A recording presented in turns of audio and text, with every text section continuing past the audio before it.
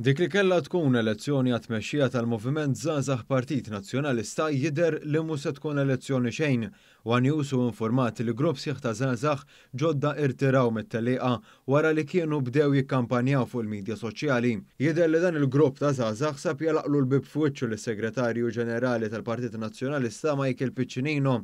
Fl-aħħar jiem kienu diversi l-akkużi li saħansitra nbidlu ir-regoli tal-elezzjoni biex ma jagħtuhomx ċans. Saħansitra news vela email li tajt dan kollu minn wieħed minn dawk li kienu diġà irtiraw fil-bidu tal-ġimgħa. Fil-waqt li l-ikbar konfront huma Michael Piccinino għal darb'oħra feġġew il-fazzjonijiet ta' Bernard Greco u Adrian Delija, b'dan tal-aħħar ma jrid jitlef xejn mis-saħħa li għandu fl-eżekuttiv preżenti. Dan hu wieħed mill-metodi kif jista' jżomm lil kap li ħartlu postu rikattat. Fl-email li nkitbet lil kap tal-Kummissjoni Elettorali intqal li l-aġir fil-konfront ta' dawn il-membri ġie deskritt bħala inaċċettabbli f'demokrazija u wisqanqas fil-Partit Nazzjonalista li jipritka spiss dwar kemm hu partit demokratiku.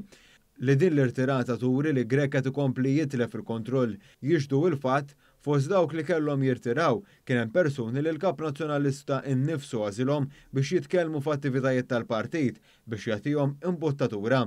Iżda din kienet imbottatura li ma waslet għall-imkien għax spiċċaw lanqas iċ-ċans li jippruvaw jidħlu fl-eżekuttiv ma tħallilhom.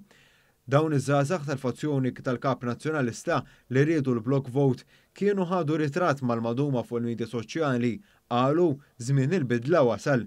Iżda il-bidla ġiet imwaqfa u l-kap tal-partit inqabad ostaġġ ta' Michael Piccinino li partat l-appoġġ ma' dawk li diġà qegħdin fl-eżekuttiv u ta' Delija li rrid iżomm lil dawk li fil-mument tal-prova appoġġjaw lilu.